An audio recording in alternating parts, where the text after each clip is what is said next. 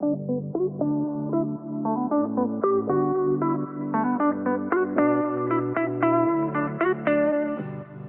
to Teal Talk, a podcast brought to you by the Ohio Alliance to End Sexual Violence. That's OAESV for short.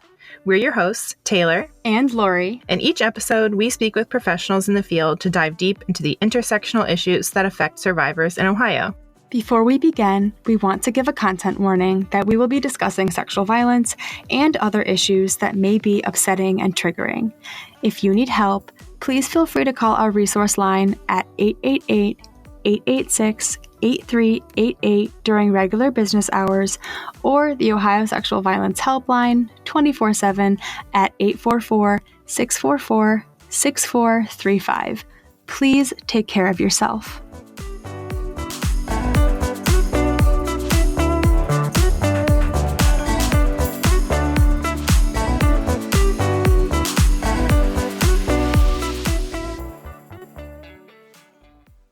Hello, everyone, and welcome to our fourth episode. Very exciting. My name is Taylor Ucker-Lauderman, she, her, hers, and I'm the Chief Officer of Communications and Engagement at OAESV. Hi, everyone. I'm Lori Hamami, she, her, hers. I'm the Communications and Content Coordinator at OAESV, and I'm so excited to be back for our fourth episode. July is Disability Pride Month. Disability Pride Month celebrates disabled persons, honors their inherent dignity and inalienable rights, promotes their visibility, and applauds their achievements. So Disability Pride initially started as a day of celebration in 1990, the year that the Americans with Disabilities Act was signed into law. In that same year, Boston held the very first Disability Pride Day. So now it has shifted into this entire month being a powerful reminder about the importance of disability rights and why we fight for them. And it felt like the perfect time to bring on our friends from Indiana Disability Justice to chat about Disability Pride Month and what that means. So I'd love, Taylor, if you could introduce our first guest. Thank you. Our first guest is Cierra Olivia Thomas Williams, M.A., NEI, or she, her, hers, is a prevention specialist at Indiana Coalition Against Domestic Violence, or ICADV, whose work focuses on advancing disability justice through the primary prevention of violence. NEI is a fat, queer, doiwa, or disabled, Nasenin Miwok Asa, or woman, named after her homelands in now California. Cierra is a survivor of poly-violence. After 17 years as a victim's advocate, who also coordinated prevention efforts for local shelters in Oregon and Indiana, Cierra joined the Indiana Coalition Against Domestic Violence Prevention Team in 2015. Ms. Thomas Williams works collaboratively with the ICADV Prevention Team to develop, implement, evaluate, and report on strategies supporting Indiana's Sexual Violence Prevention Plan. In 2018, Cierra co-founded and co-leads Indiana Disability Justice, or IDJ, along with 4 other neurodivergent and disabled people and people with disabilities. IDJ provides training and technical assistance across the country to advocates and preventionists interested in exploring the intersection of disability and violence prevention. In 2022, Indiana Coalition to End Sexual Assault and Human Trafficking recognized Cierra's outstanding prevention services at the ICESAHT statewide conference. Cierra is an avid flower gardener and a Pearl Jam superfan who has attended every tour possible for the last 30 years. That's awesome. You had me at avid flower gardener because I have a big backyard now that I have moved, and I'm trying to learn how to cultivate my green thumb. Yes. You find the ones that you don't kill, and then you get a lot of those. Yes, I love that. My strategy. Hostas. I love hostas. I would recommend cone flowers. They're my absolute favorite. They're so cute, and the birds love them. Noted. Well, we also have a second guest with us today, so I'd love to start by introducing Jody Michele. So Jody is an independent consultant for the Indiana Coalition Against Domestic Violence, where she serves on the leadership committee of Indiana Disability Justice. She is the communication and website coordinator for IDJ, and Jody is also a licensed Christian minister whose faith motivates her to promote the human dignity of all people. She views embracing our humanness as a path to violence prevention. Jody has cerebral palsy with visual and speech impairments. She also deals with PTSD, depression, and anxiety. She uses a power chair for mobility. And Jody likes to try new things, corny jokes, and meditating in nature. Hi, it's good to be here because I have a permit. Sierra will be helping me communicate. Hi, it's good to be here. Because I have a speech impediment, Sierra is going to help me communicate. Jody, I need to hear your favorite corny joke. Oh, I was not prepared for that trailer. Oh my goodness, I was not prepared for that question. I don't retain them, I don't retain them. but when I hear them, I laugh my head off. But when I hear them, I laugh my head off. And then the people around me roll their eyes. And then the people around me roll their eyes. Jody, I would say that you are a dad joke connoisseur. Yes. Yes. I feel the same way. It's like when people ask you, what's your favorite movie? And you forget every movie you've ever watched. Yeah. So, why don't y'all tell us a little bit about how long you've been in this work and maybe what makes you passionate about it? Go for it, Jody. I have been in this ability since I was in elementary school. Well, I've been in disability advocacy since I was in elementary school. Because I had to fight for my rights to learn, even as a little kid. I had to, because I had to fight for my right to learn, even as a little kid. And then as I grew older, whenever I had to do a report or a presentation, it will always be about disability issues. And whenever I had to do a report or a presentation, it was always about disability issues. My work with Sierra began in 2016. And my work with Sierra began in 2016. And it really is with passion to help people get on it. And this people with disabilities. And it really is my passion to prevent violence against people with disabilities. So I did that and I will enjoy it. So IDJ and I were a great fit. Yes. Thanks, Jody. So I have this new thing now where I like to say that I have been in this field for a quarter of a century. So that's 25 years. I love a good extreme. So even it's true though, it's not. Anyway, so I have been in this field for 25 years and I started as an activist on a college campus, as many of us do. And I was passionate about supporting survivors because I had experienced sexual assault while I was in college, but I am also a survivor of child maltreatment and child sexual abuse. So it was always something that I felt like I needed to get into to help support other survivors. So I became a rape crisis advocate. I really didn't understand the dynamics of this violence until I got involved like that. And really, I didn't know that there were shelters. I didn't know anything about that. And so it just made me really excited that there was a whole infrastructure set up for survivors. And today I recognize that that setup is only for some survivors.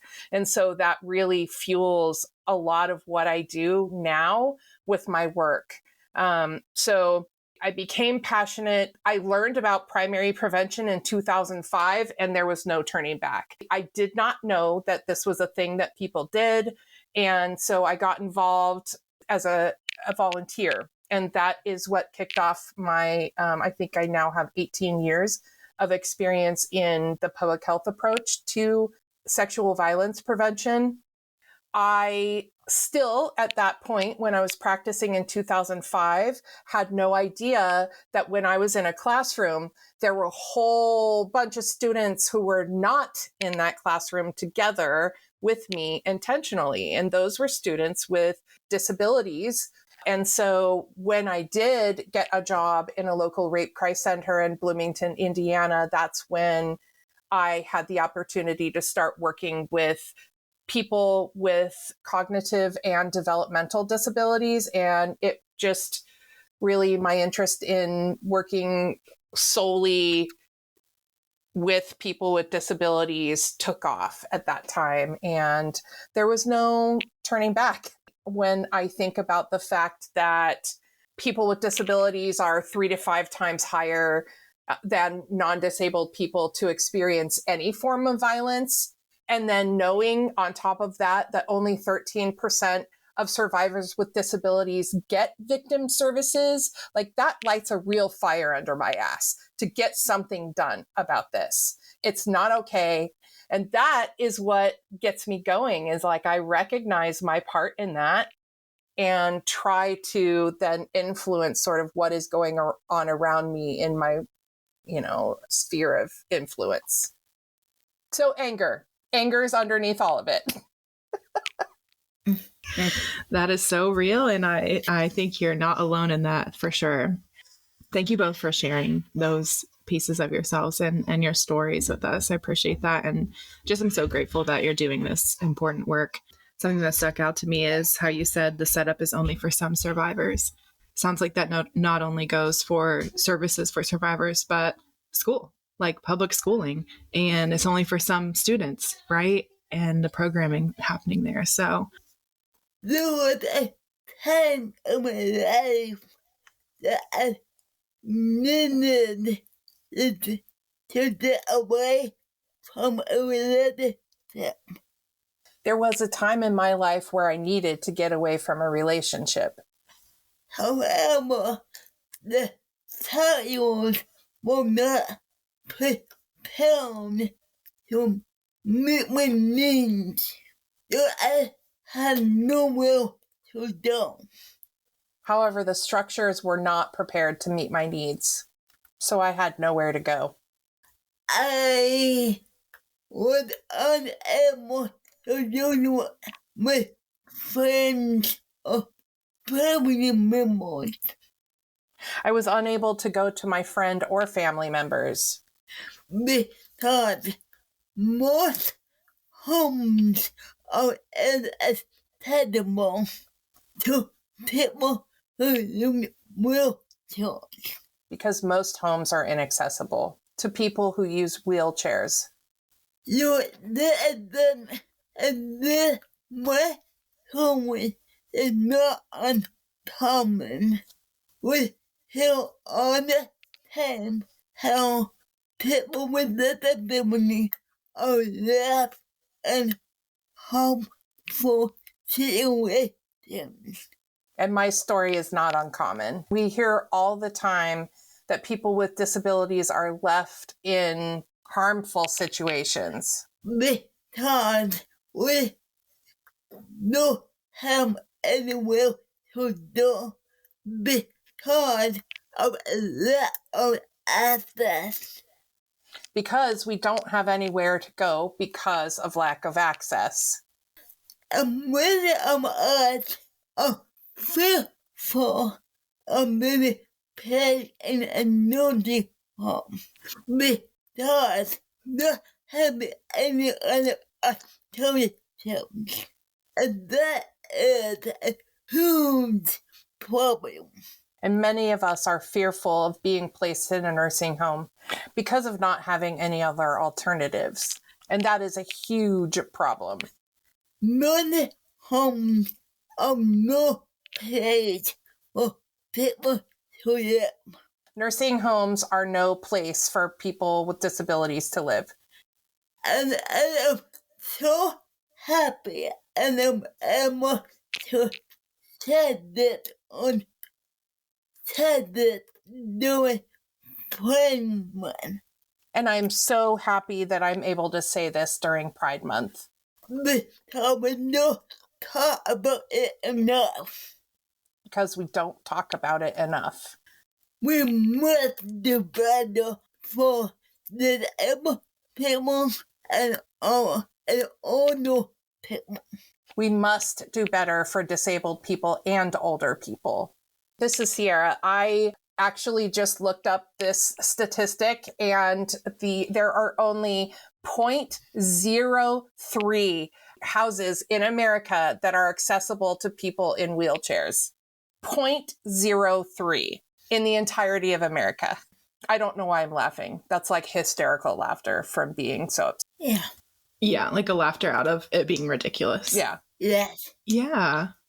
Thank you both for that. And like, I think these things that you're bringing up, like the students not being in the classroom for programming, like nursing homes being a place of fear and not being homes for people with disabilities and older people, the 0.03% of houses not being accessible. These are things that a lot of people that don't have disabilities are not thinking about. And that includes people working in this field of anti-sexual violence work, right? Is there other information like that that you want to share? I'm sure this could be, this is your entirety of your work. So I don't want to diminish it to such a short period of time, but are there other little tidbits of information that you want to be sure that we get in here and share with people?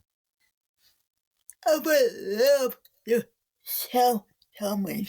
I would love to share something. I feel on the time that non-disabled people are that unaware of disability issues. I hear all the time that non-disabled people are unaware of disability issues. However, we cannot use that excuse anymore. However, we cannot use that excuse anymore. That is because we went through COVID-19. And that is because we went through COVID-19. Most people were locked down for a year or more. Most people were in lockdown for a year or more. We now know how horrible it is to be isolated from one another. And now we know how horrible it is to be isolated from one another. And not to be able to do what we need or want to do. And not being able to do what we need or want to do. So that is how people with disabilities live most of our lives. So that is how people with disabilities live most of our lives. We have to deal with barriers that keep us from being with one another. We have to deal with barriers that keep us from being with one another. And I am so disappointed that non-disabled people have this experience and they are not doing anything about it. Know that they have no feedback. And I am so disappointed that non-disabled people had this experience and they're not doing anything about it now that they have their freedom back. But people with disabilities are still But people with disabilities are still Isolated. We are still unable to do what we want. We're still unable to do what we want. So it is not okay for non-disabled people to experience that. But we allow that for disabled people. So it's not okay for non-disabled people to experience that, but we allow that for disabled people. And that is not okay. And that is not okay. Forgive me for being heavy, but it's something that we need to talk about more. Forgive me for being heavy, but it is something we need to talk about more. Thank you. Thank you. Jody, I think the heaviness is understandable. You mentioned you've been doing this work since you were in elementary school, and Cierra for a quarter of a century. I can imagine doing this type of work for that long and then seeing other people say things like, I don't know what issues people with disability face, can be very frustrating, because you're like, well, I've been experiencing this and seeing this and surrounded by this for 25 plus years. You know, it seems very obvious. So I think your frustration is totally valid.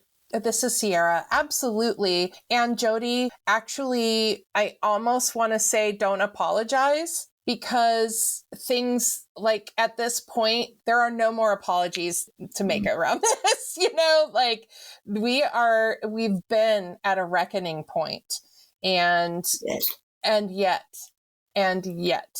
our programs and coalitions feel like we are inclusive, feel like we are accessible, and we are not. Like those who strongly feel like they are accessible, I have my doubts. You know, the reason why I say that is because I have felt that way and I have thought those things. Oh, we have a ramp, you know, okay, good for you.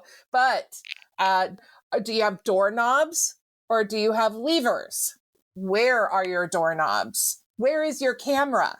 If you are in a rape crisis center and your camera is adjusted for standing height, do you have obstacles in your bathrooms? A lot of people put garbage cans in their bathrooms, and that can really impede the way a power chair will move around.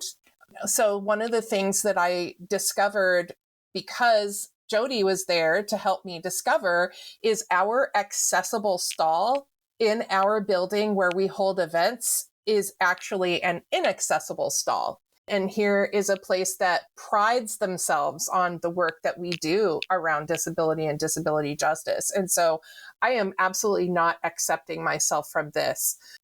This is urgent. And this is more than just about giving access to people who use our services and people who we want to impact with our prevention. This is about creating a context where people's basic needs are met, even the people who work at the places. We cannot assume that the people we work with do not have disabilities. And I think we do, especially if they're not visible. All of this assumption is going on. And I think that that is really what's behind a lot of the discrimination that people experience. Yeah, that makes sense. I think sometimes people are like, oh, well, I'm not going to worry about that thing because it's not affecting like the people in my circle or like the people that I care about maybe, but it very likely is. And maybe you just don't know about it. Like you don't deserve to know everything about everyone. So we need to assume actually that people do need different accommodations and support to participate in spaces together. We think that we like get to know things about other people's bodies and personal lives. And it's like, probably not. And people with disabilities deal with this even more. And people with disabilities deal with this even more. People assume they have a right to know about our life. People assume they have a right to know about our lives. We have the same right to privacy as other people. We have the same right to privacy as other people. This is Cierra. I would say some of the things that I've seen with regard to that is assuming that you can touch someone or their power chair with the idea that you're wanting to help or that people need help. And I would say that people with disabilities will ask for help when they need it, most likely. Yeah. Jody, may I tell a story about the first time we went out to lunch together? Yes. Jody and I were up in Indianapolis at a conference, I believe, and we went out to dinner for the first time. We ordered our drinks and whatnot, and the server brought Jody a child cup with a lid and a straw. This is so characteristic of Jody, and this is part of why I love her. She looked straight at the server and said, "Why did you do this?" This person froze and did not know how to answer Jody. And asked this person if they did this with other customers. Because I noticed he didn't do it with Cierra. I asked this person if they do this with other customers because I noticed he didn't do it with Cierra. And when I asked him that, they did freeze. When I asked him that, he did freeze. He just assumed that I needed that. He just assumed that I needed that. Yeah. And stuff like that happened all the time. And stuff like that happens all the time. Yeah, this last time the server wanted me to order for everybody at the table. You know, in these situations, I'll admit I freeze. I think, do I stand up for my friends? Do I, so we all have growth. We all need some growth here around how we understand to relate with other people. And we all have to be mindful that we are all in this together. And we also have to be mindful that we are all in this together. This symbol that intend to be ableist. This server did not intend to be ableist. I knew that, and I wanted to bring it up to them. And I knew that, and I wanted to bring it up to him. For many people, when they bring up this conversation, it is a way to open up later on. So when you open up these things for communication, it's a way to open up dialogue. It is not meant to put down one another. It's not meant to put down one another. We just need to talk about these things. We just need to talk about these things. Thank you, Jody. That's a good reminder. Jody, you're really great at meeting people where they're at. And that is something that I admire about you so much. And yet, Jody has this way of being very pointed without hurting people. It's a really interesting and phenomenal skill. And one of the reasons why I am so privileged to be friends and work partners with Jody. I feel the same way about you. I feel the same way about you. Hugs. Love. So much love. Hearts everywhere. Yes. I love that. Well, actually, in some of the stories that y'all were telling, you touched on some things that we were wanting to ask you about anyways. And so one of those was if you would be willing to give your definition of ableism. Jody, I'd love it if you would talk about this. And the foundation of ableism At the foundation of ableism is this belief that living more disabled is better than being disabled. Is this belief that being non-disabled is better than being disabled. And this causes people not to consider our needs and our wants. And this causes people not to consider our needs and our wants. They are not as important than people who are not disabled. They are not as important as people who are not disabled. And I really do not believe that is conscious. And I really do not believe this is conscious. But it's so ingrained in us that it's natural for us to have a petty order. But it's so ingrained in us that it's so natural for us to have a pecking order. Well, people with disabilities are near the bottom. Where people with disabilities are near the bottom. And for me, I have to own my own ableism. I know for me, I had to own my own ableism. I believed for many years that I was better than people with cognitive disabilities. I believed for many years that I was better than people with cognitive disabilities. People would assume that I had a cognitive disability, and I was so afraid about that. People would assume that I had a cognitive disability, and I was so offended by that. Because I wasn't one of those people. Because I wasn't one of those people.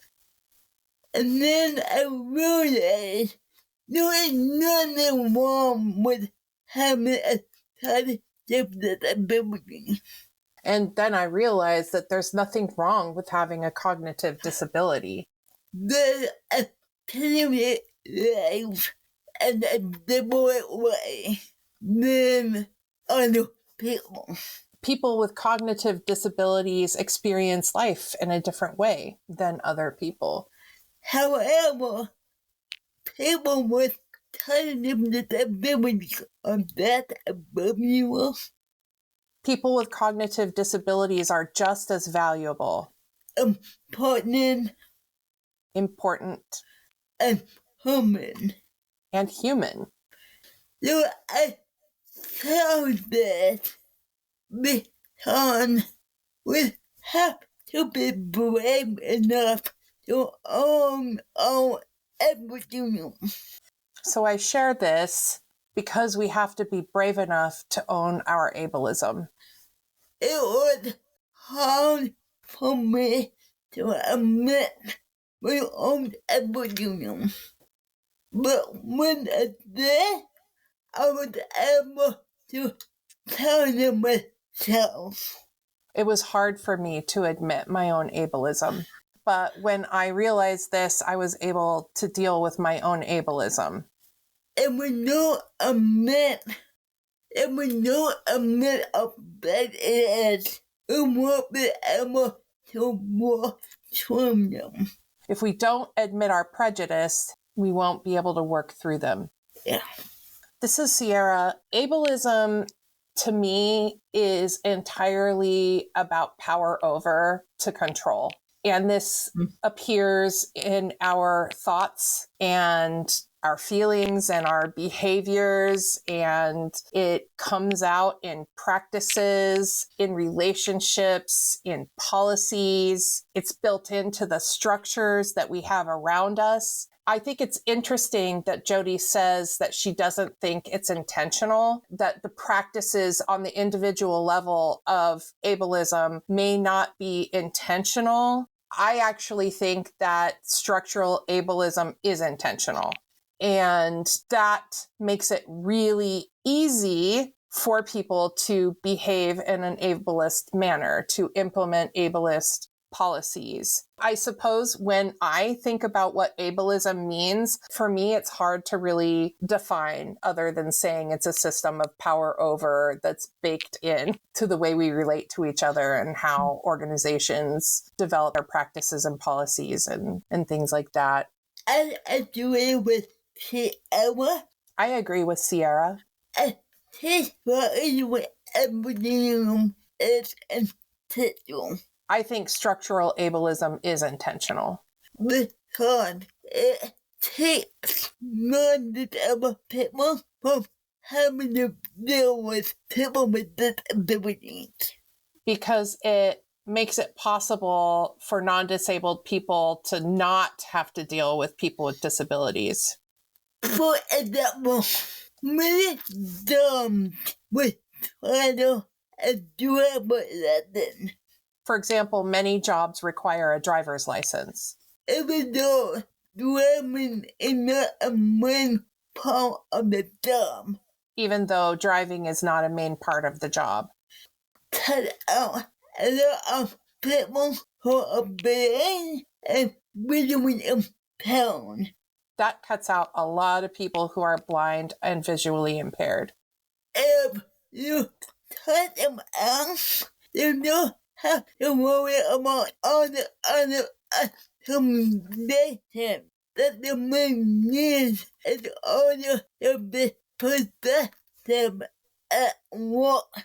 If you cut them out, you don't have to worry about all the other accommodations that you might need in order to be productive at work. And that is just one example.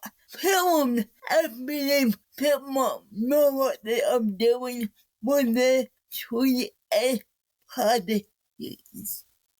And that's just one example. And I think people know what they're doing when they create policies. They know how to keep certain people out.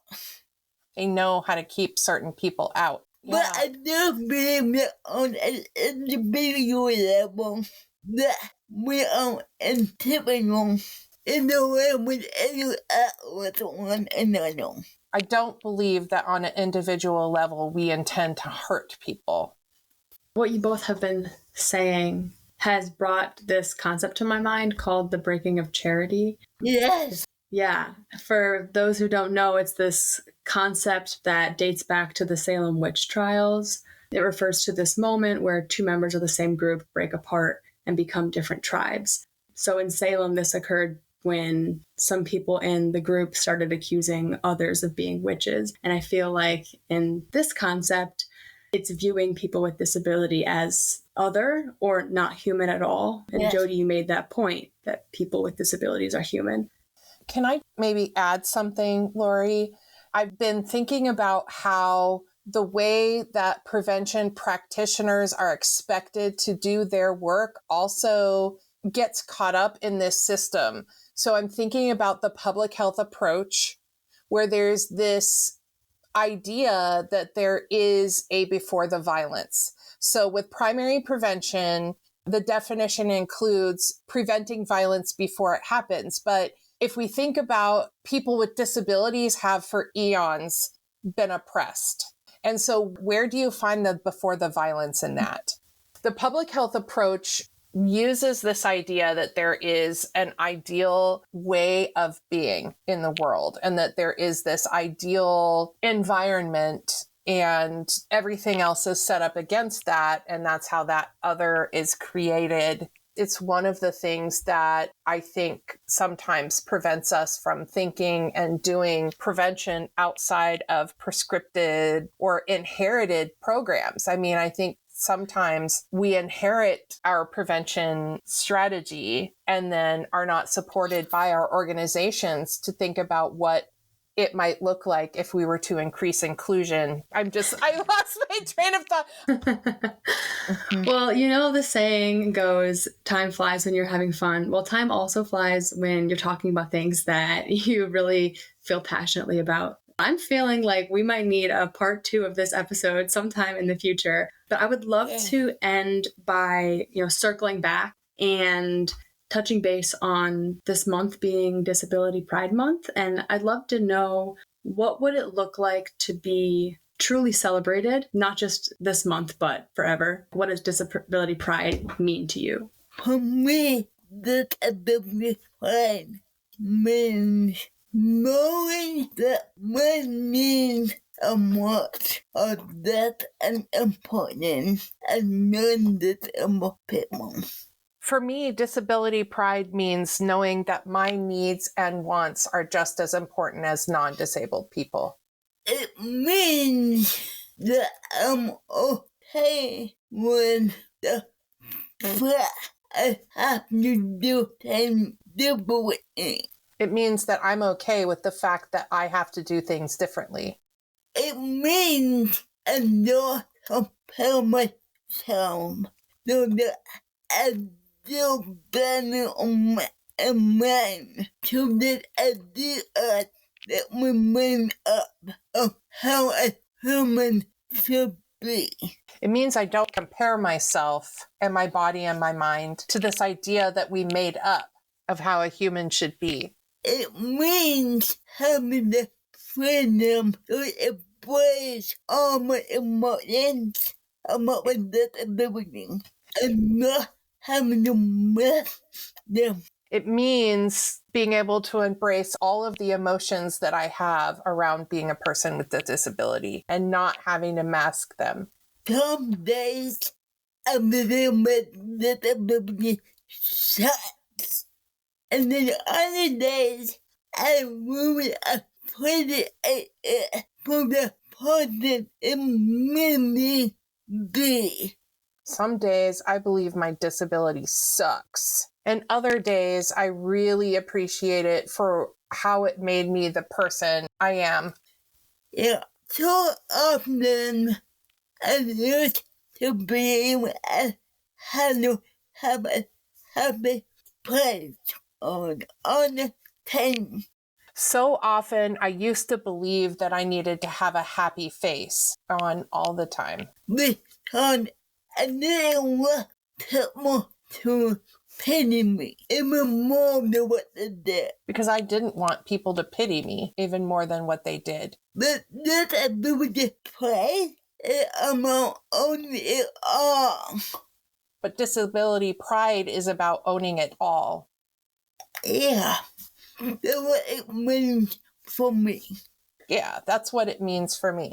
For me, disability pride is an avenue to safety. What I mean by that is when I feel prideful about all of who I am, I don't have the mean self-talk on the inside that is so destructive and has been destructive to me throughout my life. And I haven't always had access to that.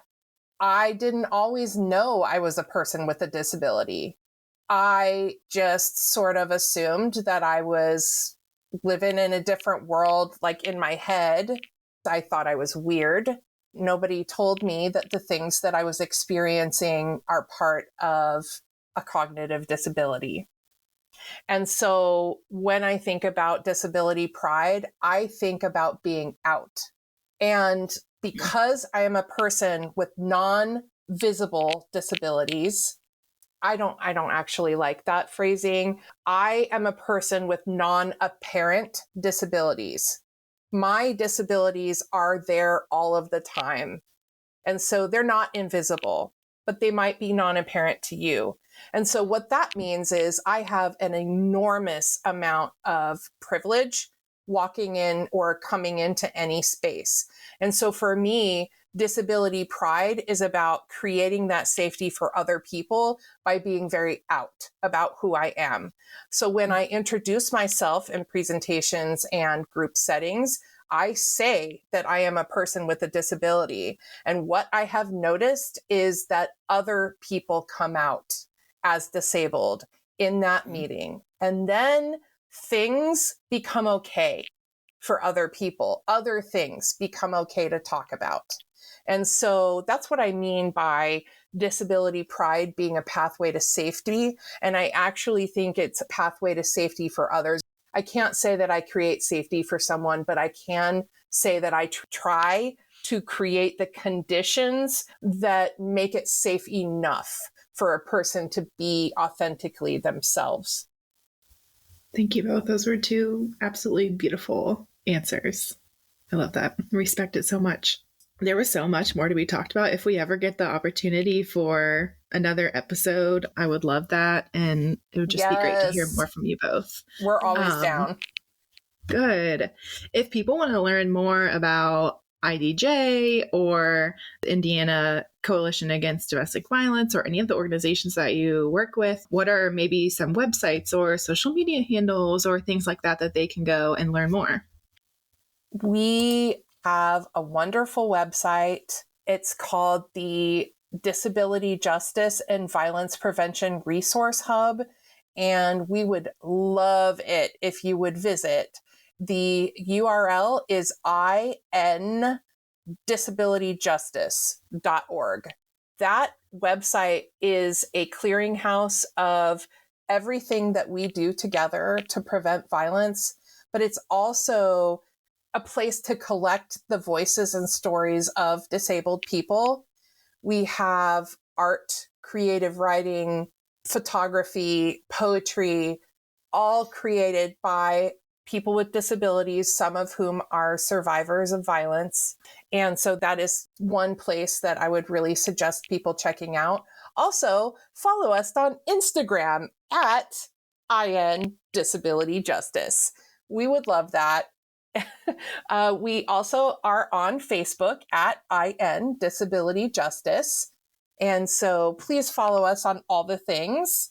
It helps with grant deliverables, but also we're awesome. Also, if you'd like to check out Indiana Coalition Against Domestic Violence, I would go to the URL icadvinc.org. And also you can email Jody and I at indisabilityjustice@gmail.com. Was that right, Jody? Yes, it was. I was like, oh God, what is our Gmail? Anyway. This helps with grant deliverables, but also we're awesome, like on a tote bag. Yes! That's great. We should have that merch. Thank you two so much for being here today and chatting with us and sharing so many amazing things and for being vulnerable. And thank you for getting heavy. Yeah. Yes. My pleasure. Thank you so much. Thank you. It was an honor. Thank you. It was an honor. Before we end, Jody, I have to share a corny dad joke. Oh, yay! I was at a wedding this weekend, and the father of the bride shared this joke because the couple getting married are both dentists. So he said, "Why did two dentists get married? Because they were enameled with each other." Oh my God, that's perfect.